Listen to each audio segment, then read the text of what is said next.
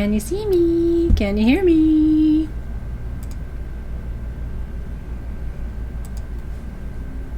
Am I real? Am I real? I think I'm real now. Hi, everybody. Happy Tuesday. Karen sees me. How are you guys? I hope that you are doing great. I'm super excited to see you today. Yay! I'm super excited to see you because we've got some really juicy stuff to talk about. And so I'm reorganizing my notes. Hold on just a second. Here we go. To make sure I have two sets of notes. One of them has my notes and the other one doesn't. So I think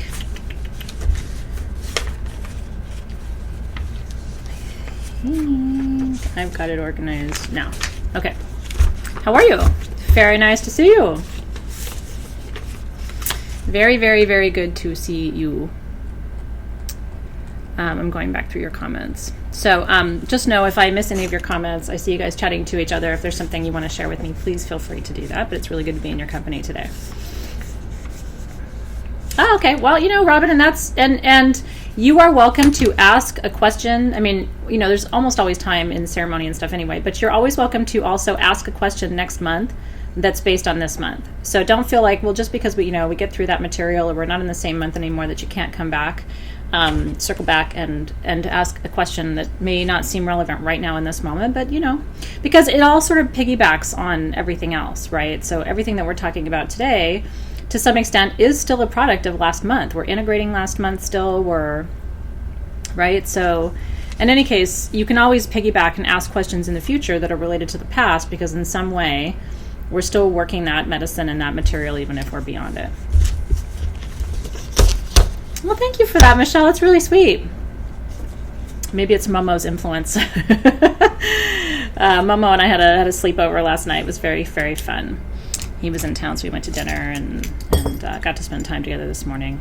So I have all my rings off, which is strange too. Okay, so let's dive right in.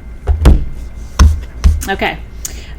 So your questions sort of lumped into different categories. Okay, so it fell into astrology, which I'm going to talk about. A lot of your questions were sort of along the same vein. And so I may say something that applies to one person, but it may end up resonating with you too. So just kind of like heed the call. And then the next category is about spirit guides, then integration, defining the shadow, emotions and balance, and then into general shadow questions. And so we're, as always, we will go as far as we can go at 3 o'clock Pacific time. I'm going to turn my gears because we have our live gemstone sale. The first round of Denver unpacking today. There are quantum quattro skulls. So you may want to tune in for that today to check it out. It's the first time. It's the first vein of quantum quattro found in Peru, and these are the first skulls carved out of it because he's the direct source. So anyway, super fun today what's coming. So with no further ado, let's dive right in. And so Priscilla, as well as quite a few of you actually, asked a great question, which is, what if my Pluto doesn't make sense to me? You guys framed it different ways. Doesn't resonate with me. Right, Marianne McCoy. And then Becky resonating with different things. Quite a few of you. So let me I'm going to share my kind of overarching thoughts for you. And the first piece of input or guidance or feedback I would have to share is, and this is the trickiest part of the feedback, I think, in general. Pluto is your subconscious, right? And I was talking with Claire on my team about this today. Pluto's your subconscious. So what does that mean? It means you may not know. There are parts of your shadow you don't know. That's why sometimes we have trouble understanding how other people see us. Because sometimes they see aspects of our shadow that we ourselves are not aware of. Okay? That's a holy shit moment. Because it means that, so there's a couple of reasons, a handful of reasons why Pluto placement isn't going to resonate with you. You ready? The first is You don't know. And so Pluto becomes a key to unlock a door to understand more about who you are and what your issues are, right? So Pluto becomes less of a teacher and more of an invitation. Like, I mean, partly teacher, but invitation. Like, come closer. Make sure you understand this because you have the capacity for it, right? That's right, Scout. Our shadows will be revealed to us as we're ready for them. The universe is not going to give you more than you're ready for. The universe isn't here to like clobber you and cause you to sink into deeper states of depression and anxiety than you may already have, right? Like, that's not what the universe is about. Right? Okay, so that's the first reason. The second reason it might not make sense to you is that you're looking at it in a vacuum. You're not looking at it as part of what I would consider to be your shadow constellation, which includes your Chiron placement, your Pluto, your moon sign, the balance of yin and yang in terms of the hemispheres of your chart, your rising sign to a certain extent too, but your rising sign is the lead story, right? Your rising sign is your primary mask. You know, it's the story that you tell about yourself to people who don't know you very well, right? Is your rising sign. So that's the second reason why it might not make sense to you. The third reason is kind of the shittiest reason, but it's true.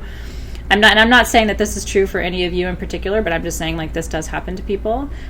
You don't want to do it. It's work avoidance. Well, that doesn't resonate with me. So, peace out. Right? Which actually in a lot of cases is inaccurate. But it's really easy to go, meh, not for me. Doesn't make sense. And again, that's a clue to me sometimes that the subconscious is activated.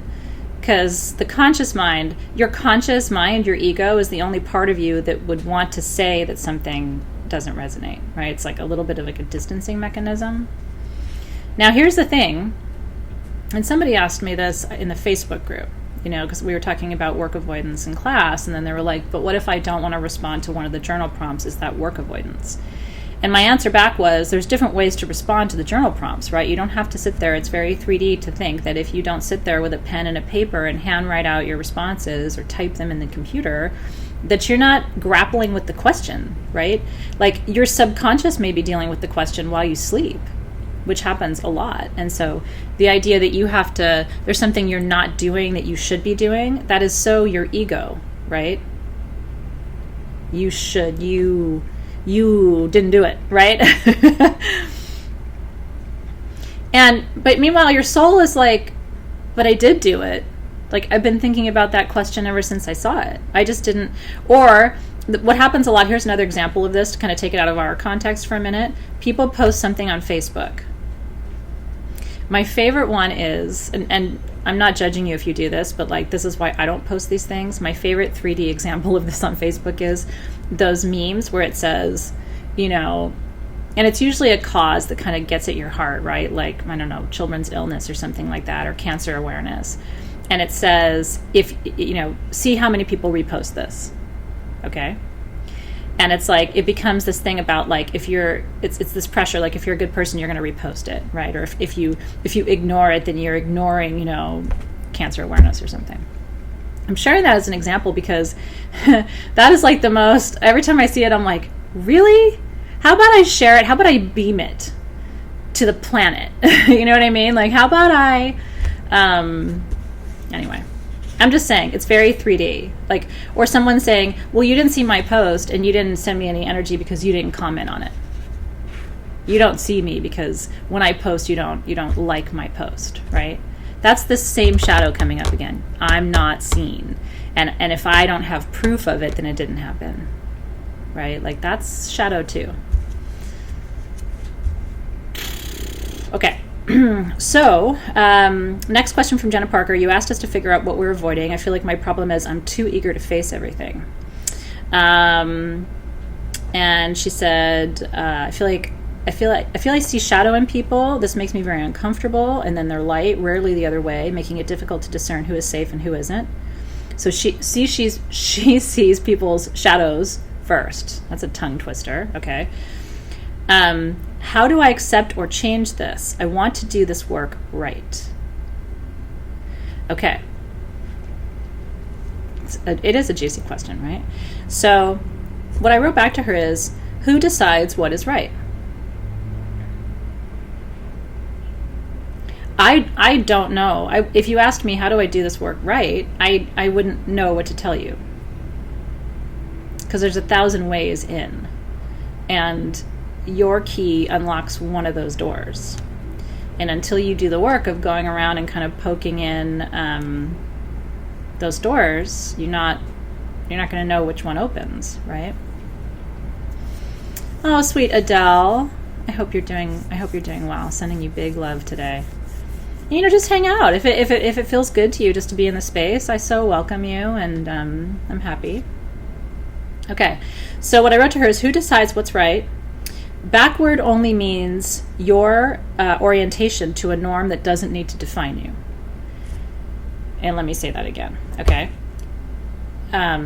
Because she used the word backward, right? It's true. I feel backwards. Even my chart is a walking contradiction, but I still feel there's a place for me. So the word backward means that you're defining yourself in opposition to a dynamic, a norm, like a social rule, or maybe what you perceive as like the right order of things. You're defining yourself in opposition to that, when that shouldn't define you, right? Like, who's to say that's right? Who's to say you're not rightwards, right? I mean, you have to flip-flop these things sometimes.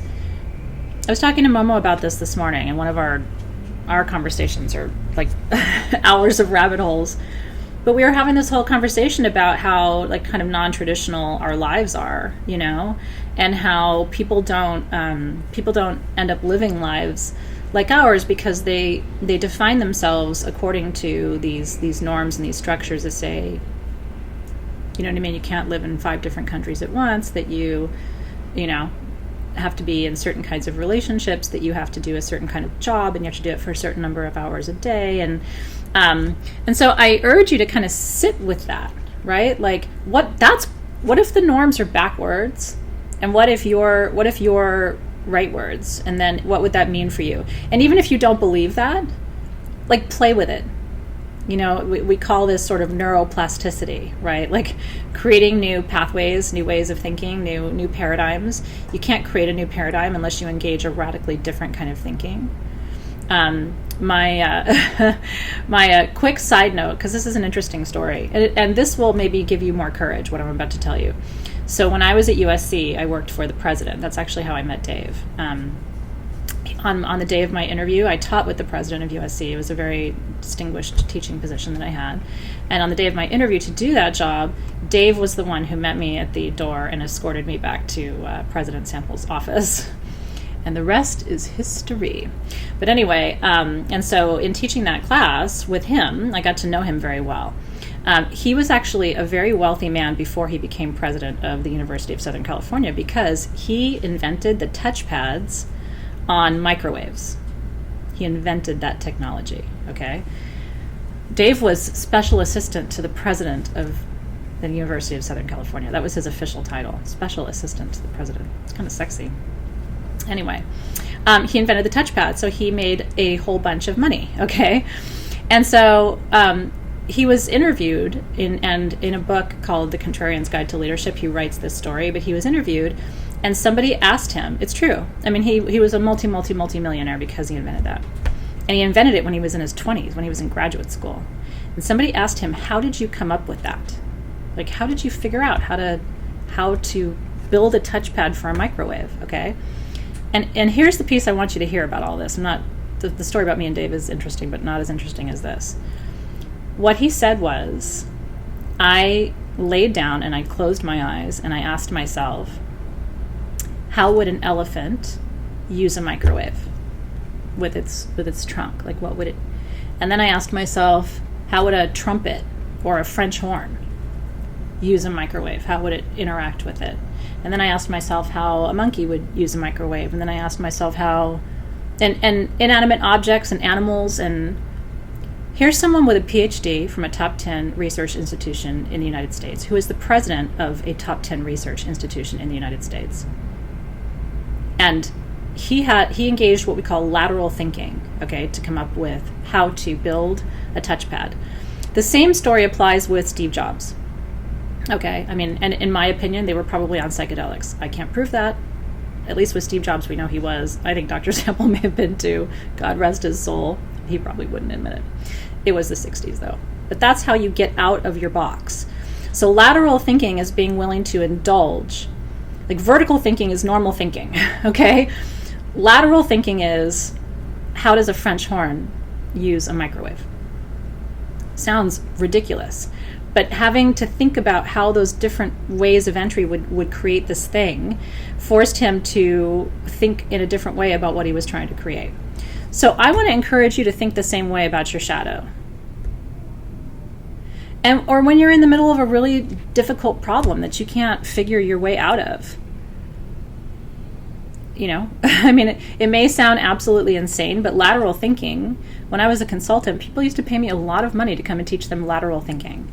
And honestly, you don't need someone to teach you lateral thinking, because lateral thinking is just sort of turning the box upside down and shaking it and going, okay, so how would, how would a dog behave in this situation? How would, how would an elephant? How would a French horn? How would a crystal behave? How would Mother Mary react? How would Gandhi react? How would my next door neighbor react? How would Sarah Perry react? Right? Okay. That may seem irrelevant, but I'm not saying that you're saying it is, but it may, at first blush, you may say, lateral thinking, how does that relate to shadow work? Because you're going to have to come at this from other perspectives. And a lot of us are stuck. We are so stuck. I'm stuck sometimes too. And where we're stuck is, what would Athena think of this? What would Athena do about this? Because we only have our own lens. And then we get tired of thinking about that because obviously Athena doesn't always do the best job. And so maybe we need another helper. Maybe let's call her Joanne. Joanne's over here. She's a nice person and she's very smart. How would she handle your problem, right? Like depersonalize it and give it sort of a, see, Sarah, you're paying attention. I used to do that to my students and they would like jump in their seats a little bit when they heard their name. Okay. Mary Lou said, I'm Pluto 9th house. My shadow is zealotry, fundamentalism. But she considers herself a moderate Catholic or a modified Catholic. And so she said, is being judgmental my shadow? I believe that every religion has good in them. I just do not understand the divide among believers. And so one of the things I wanted to say in response to this question, which I thought was a great one too, and by the way, if you're new, I do get to every question, just sometimes not in the 1 hour live, and so I record audio, but anybody who asks a question gets an answer. So if you're waiting going, I wonder if she's going to answer my question, I will, either in this hour or tomorrow in your audio. So Mary Lou, here's the thing. So it can be, think of your shadow a little bit as a cautionary tale. Here's a potential bump in the road, right? Here's a place where your tires might get stuck. You may not be stuck there now, but I also do know people who were once open-minded and became religious zealots. I mean, usually you think it's the other way, where people are religious zealots and eventually they find the light and they, come around and they unhook their issue. But it does work the other way too. And so maybe it's just a cautionary tale. If you have 20, 30, 40, 50 years of life left, 60 years of life left, 100 years of life left, who's to say you're not going to meet somebody and, Well, Doreen, Sister Doreen is an interesting case in point for me because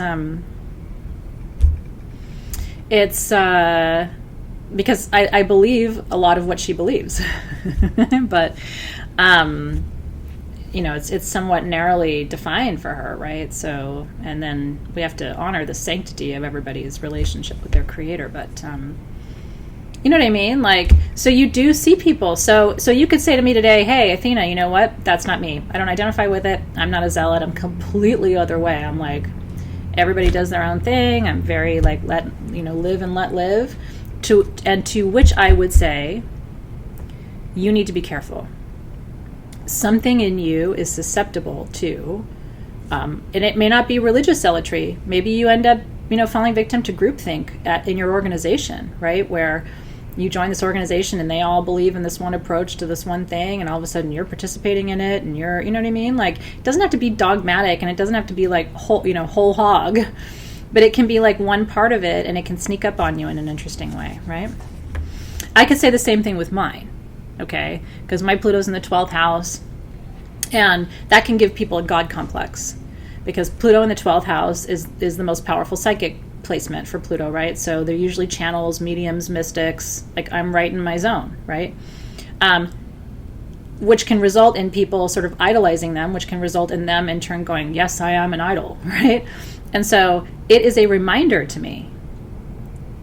And again, I don't think I need it. I mean, I feel like every passing year I feel more humble and like I know less and am less worthy of the gifts of this life. You know what I mean? So like, I don't see myself falling into that trap. But I'm 46. Do you know what I mean? Like, I don't know, maybe at 90 I'm all of a sudden going to be like, check me out, right? Hopefully not. And it feels really weird to say that. Live from my retirement home, hopefully, you know, or wherever I am, live from the beach in Oahu. But I'm just saying, do you know, like I can look at that and say, well, I would never do that. And guess what? That's shadow. Certainly I would never do that. The right response is, you know what I mean? Like, may it be so. May I be aware enough to avoid that trap, right? May it be so. Seriously. Now, you know, maybe I could be a little queen on a commune, a little tiny naked queen on a commune. I'm kidding. You know what I mean? We have to be aware of these things, and life is long and complicated, and so there's predispositions. There's a light in every Pluto too. My shadow is, my gifts can lead to people responding in an adulatory way that can be dysfunctional. That's the shadow. The light is, I have huge gifts.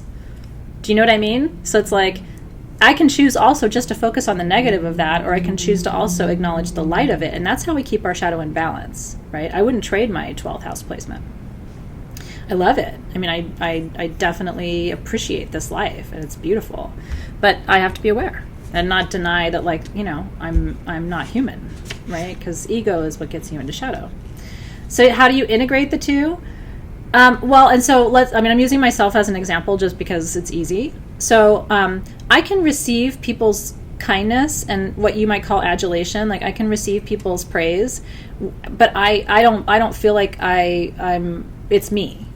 I feel like they're grateful that I can channel something for them, and I'm grateful that I can too. But I don't think it's like, the way you integrate it is you blend the two in a good way. So you don't want to push away people's praise, but you also don't want to take it personally and go, it's because I'm so amazing, right? Like, that's where you get into the thing. So your ego, absent the ego and with the intention of working in the light, that's integration. Think of the zealotry example, right? Well, and Louise, that's very true. He's saying 12th house Pluto Scorpio placement always makes me think of death, even manifested as phobia, right? And so what you have to do is recognize that you can, and here's a 12th house trap. In the 12th house, you actually think you can create that with your thoughts, which you can, but in the 12th house, it's like you can overestimate that capacity, you know, and it's like, so dialing it back and sort of getting grounded and recognizing that, you know, like talking yourself through it to a certain extent, right? I don't remember if we did, Candace, but if we didn't, we certainly can go through it. You know what I mean? It's worthy of exploration to have that conversation, right? So the zealotry thing is the other example I was going to share, right? Like, you can actually worry about manifesting that, you know what I mean? And you can actually end up creating something like that rather than just being aware. You know, if you have that predisposition, that shadow, it means you have the tendency to buy into something kind of, like I said, whole hog, and not question it. And so just noticing that and paying attention to it and acknowledging that that capacity is there. Everybody has that capacity, but it's more pronounced, right? So, okay. Christy Cooper Self asked, is it possible what I'm reading in my Libra North Node could be the shadow work I should be doing? Pluto in the 4th house I've worked on most of my life, and I truly feel I'm past that stage. So, you know, I'm probably partly speaking to you today, Christy, to say, in my humble opinion, it's very hard to be past that stage. You can get past it, but you're going to end up in it again because it's cyclical, and because we're human, and this is a predisposition. This isn't an intended outcome. This isn't even like a map, really, but it's sort of like a little flag to you, like, hey, this could be something for you, right? And so I would say the main thing for you to think about is shadow. There are shadow pieces across your chart. My Leo sun has a shadow, right? I can be too proud sometimes, and I can be overbearing sometimes. That's a shadow, and it's my sun sign shadow. My moon sign shadow, I'm moon Sag, right? So I will show you freedom. I will show you truth. I will do all these things. Try getting me to show up somewhere at 10 a.m. on time, right? Try getting me to follow a rule.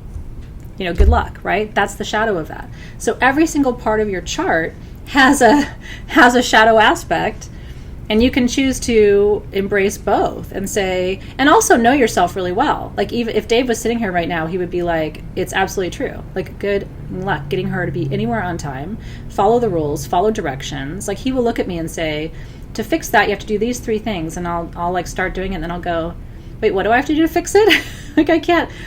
It's a lot, right? So you have to like learn to love yourself through both, and also be honest and say, I'm not good at navigating a car. I probably shouldn't drive you anywhere, right? Like, that's where you integrate and recognize both and learn how to work with it. There are people who are really great at driving. Let them drive. Okay, Kathy Ann Rollins asked, how do you make sense of your shadow and connect with its meaning when what you're given does not resonate with you? There are so many houses that feel like my shadow, but not the one I have. I think I have answered your question today.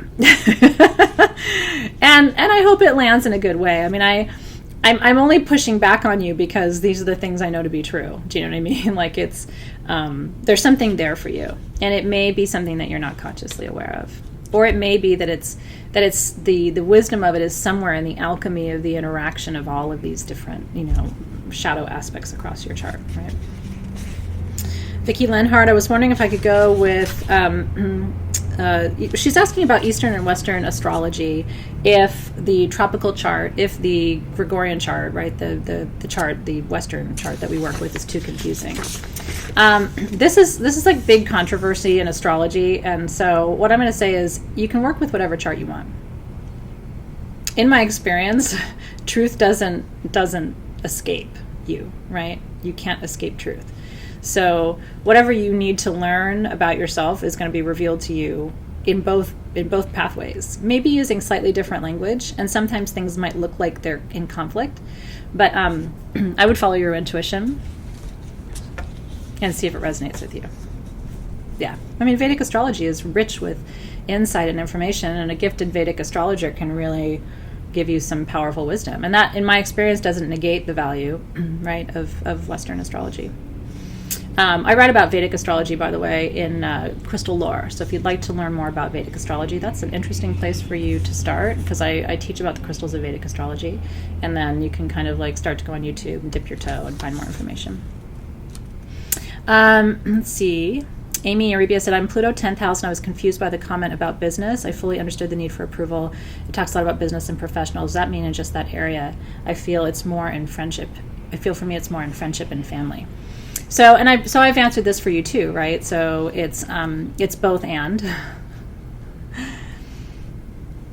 It's the both and. This is a flag for you, right? This is something Amy needs to be aware of. It doesn't mean that she's going to have this issue, and in fact, if she becomes self-aware of it, she might be able to avoid it altogether, but there's a little flag on your account that says ding, ding, ding, right?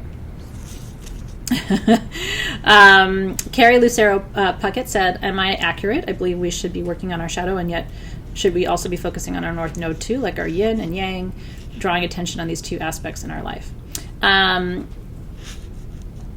Of course. Do you know, like, that's why I'm saying you have to look at, we isolated Pluto so I could teach you, right? Because it's super tricky. It's to deliver the kind of information I've been delivering to you in a way that's like gonna have it make sense. So I isolate the planet so that we can really push in there and understand what's happening there. But then we have to macro back out and look at that information, that insight, in the context of all these other things. Like I said, with my Pluto in the 12th house, you could look at that and say, well, how would that manifest? And then when you macro out and see my sun in the 10th house, you know that it means I have to do it in front of the public. So I have to engage a very gifted shadow profile in a public way. And my astrological chart tells you that right away. But it doesn't tell you that until you macro out. As long as you micro in and you're like, well, this particular thing I don't understand it, right? And it's like, well, then but back it out. And then you look at it across the chart, and that's where the picture becomes clear.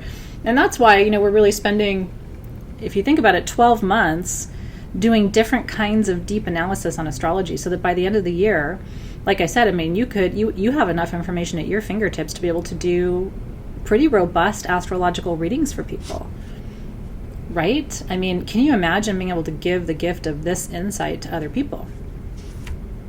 Changes their life, right? In whatever way you feel called to, if you feel called and to do that, right? Okay. My throat's still funky after like the 2 weeks. Okay, Kristen asked, my Pluto is in the 4th house and my partner's is in the 5th. How does this affect shadow work that we will work on together? And so what I wrote to Kristen was, remember that our partners are shadow mirrors, right? Most of the time your shadow and your partner's shadow are in different houses. So, and there's a complementarity there. Which in my experience actually makes it easier to help each other, because if you have the same shadow, remember that shadow is your blind spot. So if two people have the same blind spot,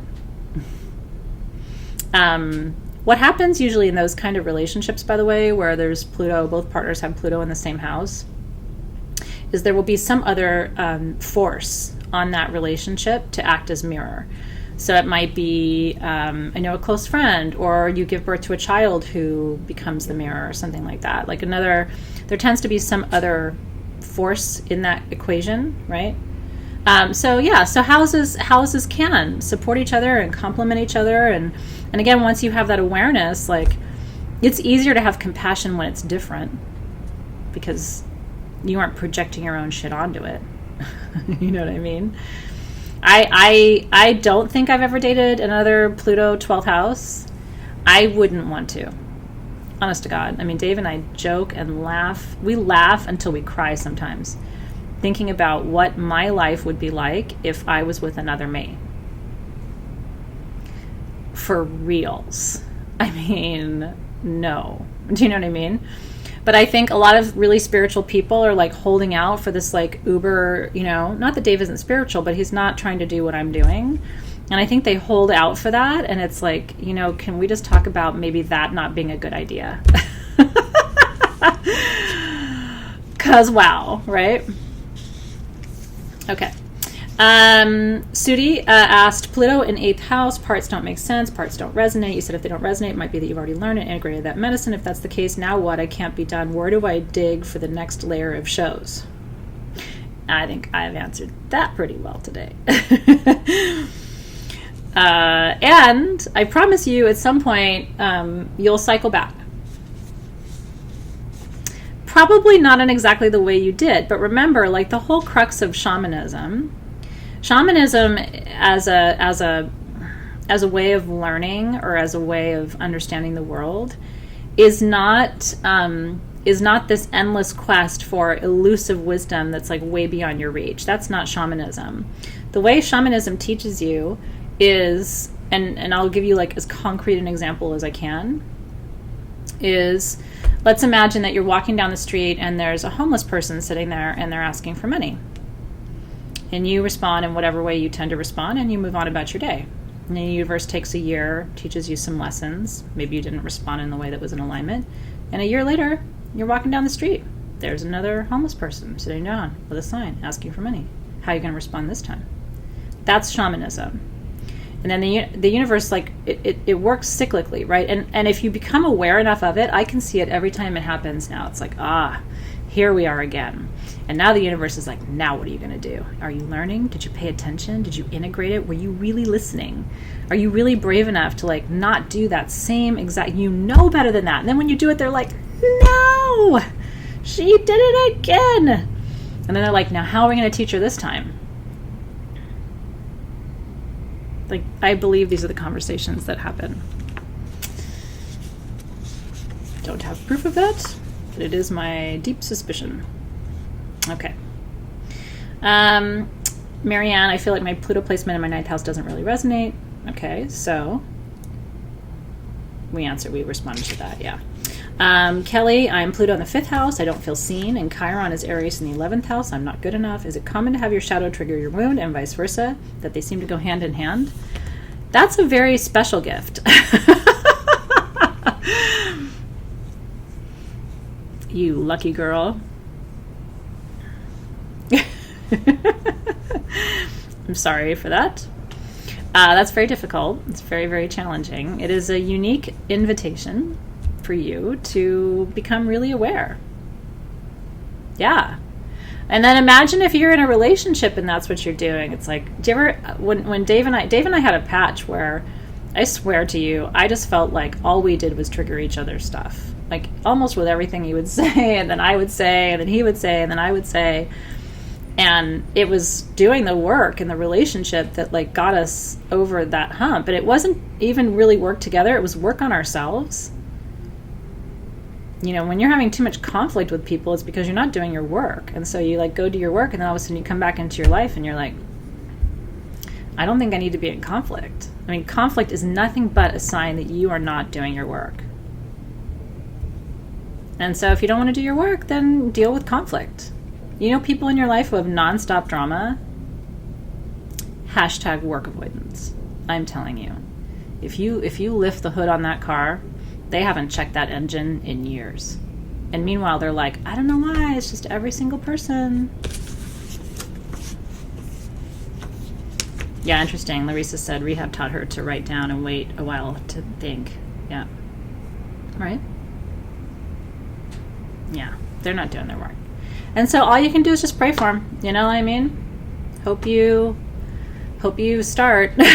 You know what I mean? Like, I don't, you know, and sometimes they need a lot of conflict to really get that message. Becky Charles said, I resonate with different shadow aspects in various houses. Not sure how to word the question. Number one, does Pluto's current position affect what parts of shadow come to the forefront at different stages of life, or why different things trigger our shadow selves? To some extent, yes. Pluto tends to be the shadow the shadow that really exists past the age of 25. Because it's the bigger depths of who you are, and Pluto stuff gets worked out a lot of times in the context of life experience. So in my experience, it tends to be the adult shadow, right? Oh, I'm sorry, Tina. All my car references are freaking her out. I'm holding space for your car.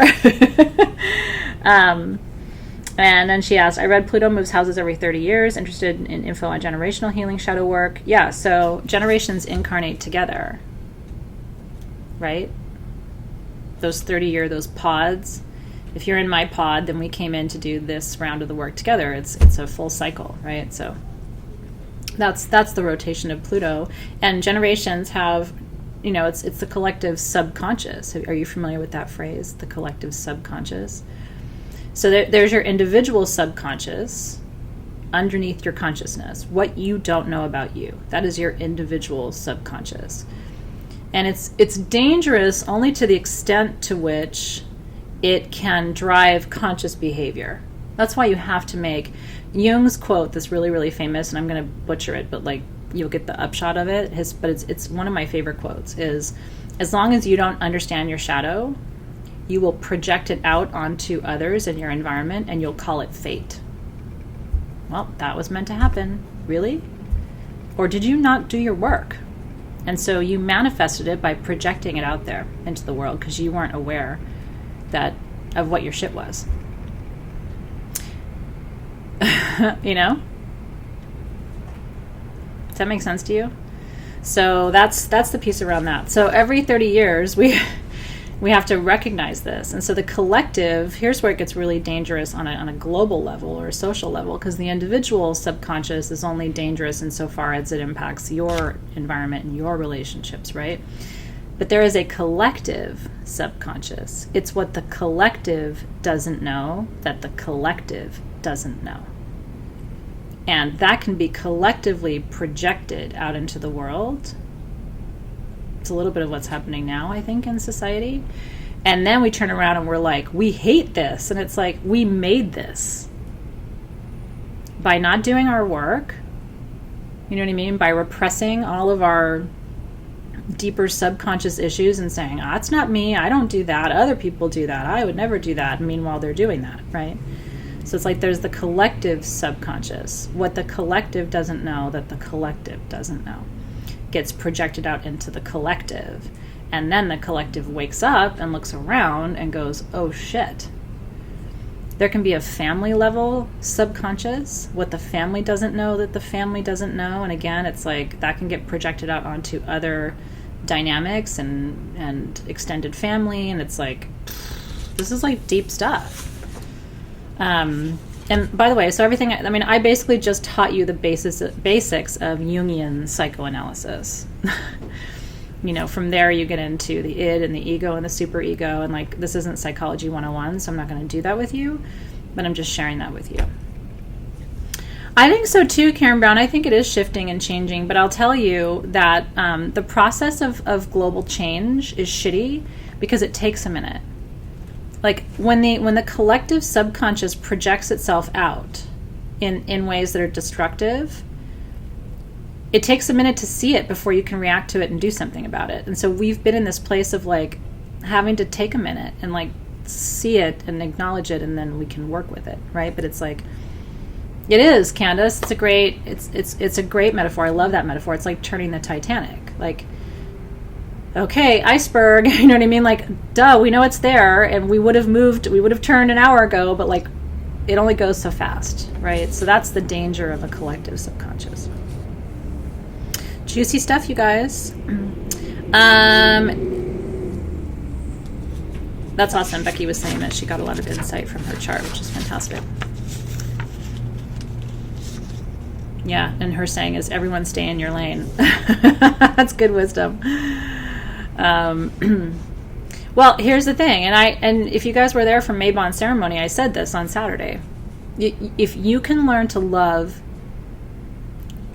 at least tolerate in people what does not resonate with you, that is the whole key. It's like, okay, well, you know, because what you resist persists. A lot of you are resisting. That's not me. I don't do that. You stay out there. Just look at what you're resisting. And then ask yourself why. Why am I pushing hard against that? Why don't I want to do that? I had my own shadow experience in the grocery store this weekend, and it was so funny because I was processing in the moment. And I realized that it was shadow. And so I really fought hard in that moment to respond from a place of awareness. And I'll tell you what I did, and it was the best I could do because I was still pissed, okay? So I have a thing about being talked down to or being treated like I'm not smart because I'm a woman. It is the biggest trigger for me, one of the biggest triggers for me. And I think it's because I fought hard for my education, and I think that women are powerful, and I come from a matriarchal civilization, but if in particular, if a man talks down to me or he treats me like I'm not intelligent for reasons that feel superficial, I will lose my absolute S, okay? It is always my classroom, Sharon. I was in the freezer section again. So there were these two men in their 50s, I think, kind of, I noticed after a while that they were kind of following me around, and they wanted to try and start a conversation, and I had my earbuds in, so as a sign, right, to maybe not, I'm not there to communicate or hang out, I'm there to like get groceries and go home and cook dinner. So I'm not participating, and they're starting to talk to me, and I'm not. So finally I turn around, and one of them says, do you know where the bread is? They looked at my card, saw what I had said, and can you tell me where that is? And so I pointed in the direction of it, and then I kept listening and kind of doing my thing. And a few minutes later, like, can you tell us where butter is? And they were starting to like be kind of oddly flirty. And then, can you tell me where the soda aisle is? And I took my earbud out and I looked at them, and it was like, I was really like, this is my shadow, this is my stuff, I don't like it. How am I going to respond? I just looked at them and I said, do not ask me where anything is again. And I put my earbud back in, and I turned around and I took my cart and I pushed it. That was the best I could do. I thought it was clear. It was not confrontational. I was very angry, but I tried not to say it in an angry way. But I literally just said, do not ask me where anything is again. I'm going to give myself like a 96 out of 100 for that, because I think I probably could have done something slightly better. I don't know what that would be, but I'm going to give myself like a 96. I was not happy. It's like a dumb example, but this shit happens to me too. Okay. Tara asked, I resonate with three parts of at least 3 different houses in relation to Pluto.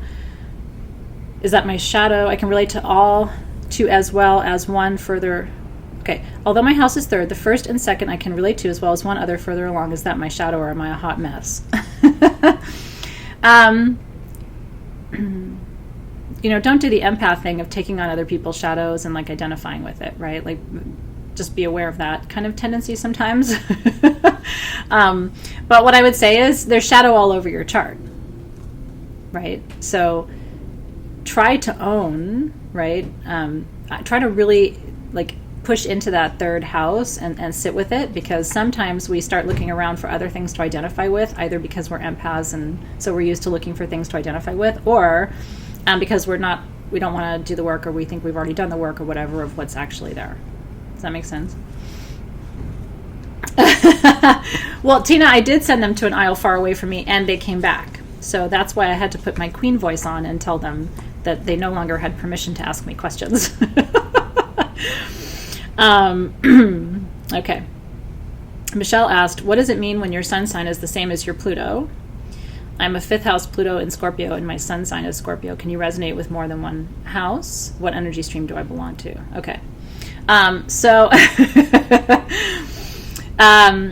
It deepens the energy when your Pluto and your sun, right, are in the same sign. It just deepens the energy. It means that who you are, like the fullness of your entire being, the shadow of that is going to be more of a risk for you. So let's say I'm sun sign Leo. Let's say my Pluto is in Leo. It would tell me that I'm really at risk. I mean, I need to watch out for pride and for some of the common shadows associated with Leo, right? Ego, wanting to have control, right? Wanting to dictate, like that would be more pronounced. Mine is not. Mine's in Pisces, and so maybe that's why I don't feel that I fall into a lot of the Leo traps, because I feel into things more, and I give myself permission to feel things more than the average sun sign Leo would.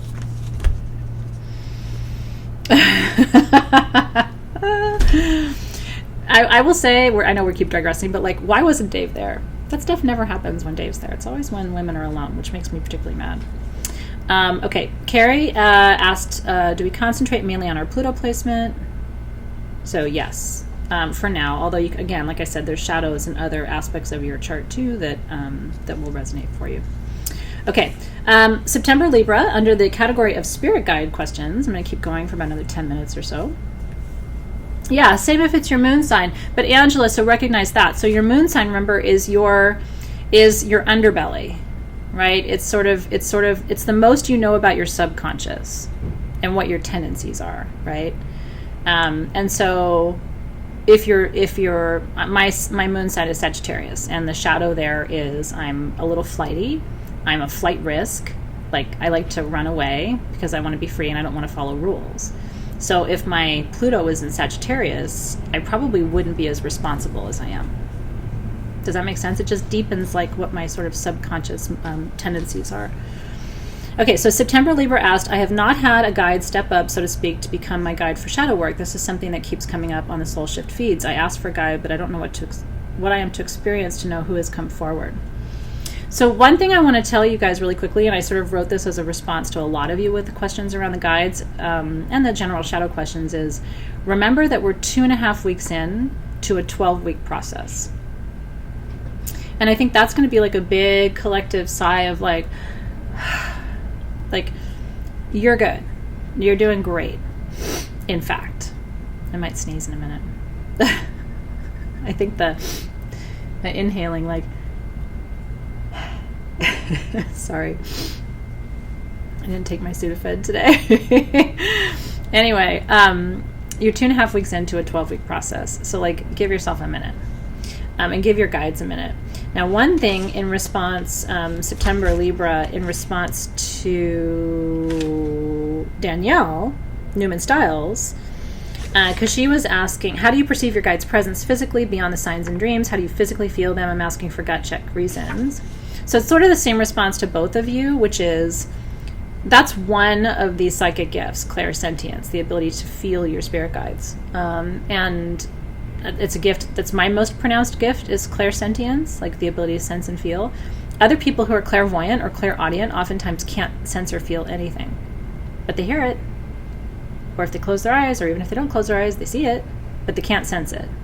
And then those who have clairalience, it's like, it's just, they're all, or audience and alliance, or gustance, right? Like all of the psychic gifts. Very few people have all of them. Claircognizance, right? Like it's a psychic awareness, which is different than feeling. I have claircognizance too, but I can feel a whole bunch. And I had to learn how to separate. So I always thought I was just an empath. I thought that all empaths had the same gifts that I have. Empathy, the ability to feel deeply what others feel, is not the same as clairsentience. Like being able to sense if there's a spirit in a room, and what the quality or the characteristic of that spirit is, and what the intention of that spirit is. Like, that's a very different thing. Does that make sense?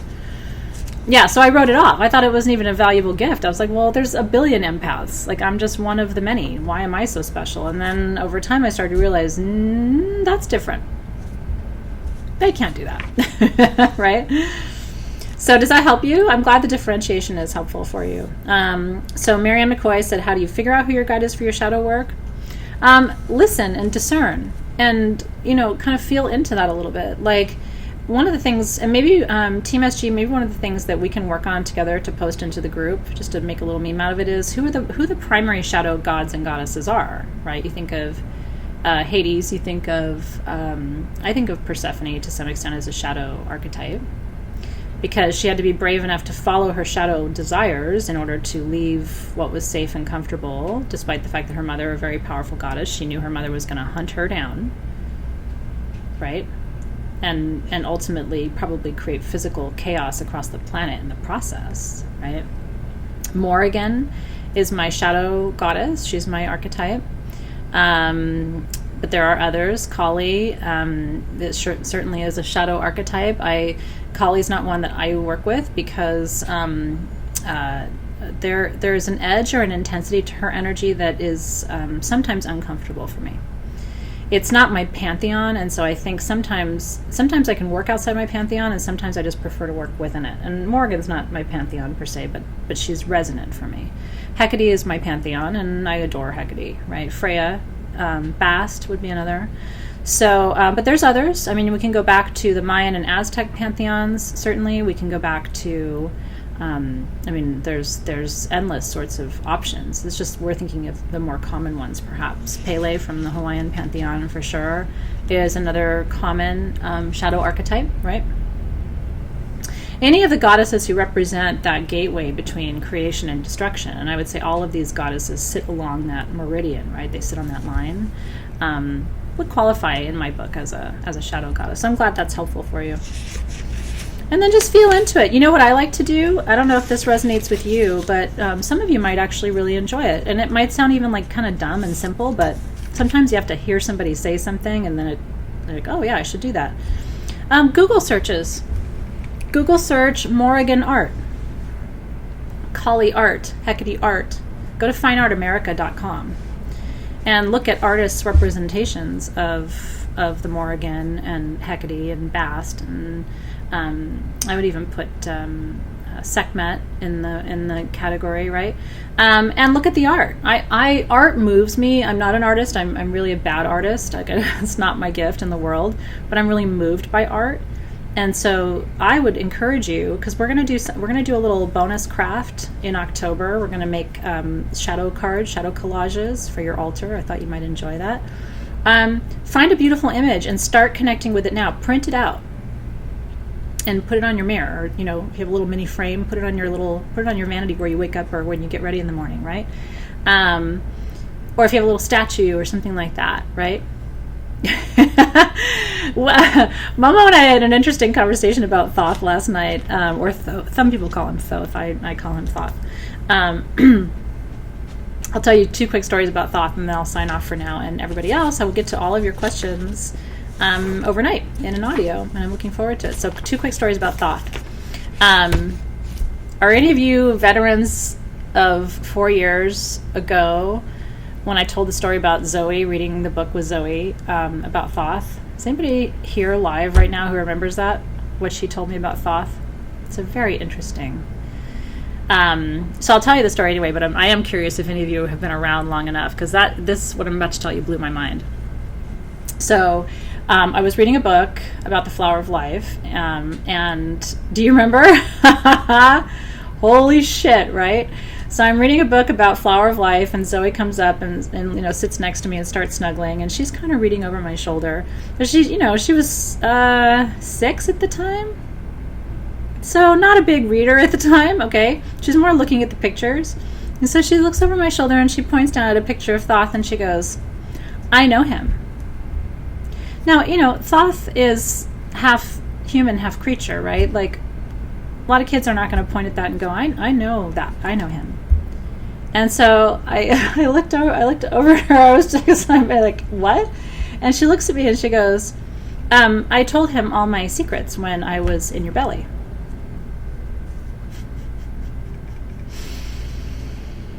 And I was, no, he told me, I'm sorry, not the other way around. He told me all his secrets when I was in your belly.